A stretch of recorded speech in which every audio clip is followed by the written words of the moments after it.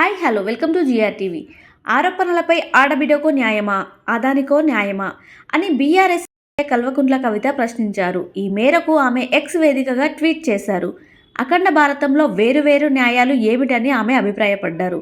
అదానిపై అమెరికాలో లంచం ఇవ్వజూపినట్లుగా కేసు నమోదు కావడంతో ఆమె స్పందించారు. ఆధారాలు లేకపోయినప్పటికీ ఆడబిడ్డను కాబట్టి అరెస్టు చేయడం ఈజీ అన్నారు. కానీ ఆధారాలు ఉన్నప్పటికీ అదానిని అరెస్టు చేయడం మాత్రం కష్టమా అని ఎక్స్ వేదికగా ప్రశ్నించారు. ఎన్నిసార్లు ఆరోపణలు వచ్చినా ప్రధాని నరేంద్ర మోదీ అదాని వైపే ఉంటారా అని నిలదీశారు.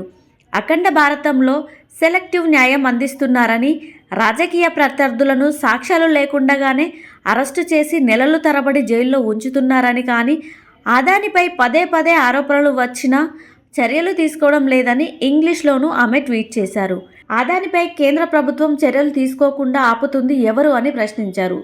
కవిత చాలా రోజుల తర్వాత ఎక్స్ వేదికగా స్పందించారు. జైలు నుంచి బయటకు వచ్చాక ఆమె ఆగస్టు 29న సత్యమేవ జయతి అని ట్వీట్ చేశారు. ఆ తర్వాత తన తండ్రి కేసీఆర్ను కలిసి ఫోటో ట్వీట్ చేశారు. ఆ తర్వాత ఆమె ఎక్స్ వేదికగా ట్వీట్ చేయడం ఇదే మొదటిసారి. ఢిల్లీ మద్యం పాలసీ కేసులో ఆరోపణలు ఎదుర్కొన్న కవిత కొన్ని నెలలు తీహార్ జైల్లో ఉన్నారు. స్వాతి, లైక్ చేయండి, షేర్ చేయండి, కమెంట్ చేయండి అండ్ సబ్స్క్రైబ్ చేయండి GR TV. Hi, this is Monica. Please like, share and subscribe GR TV.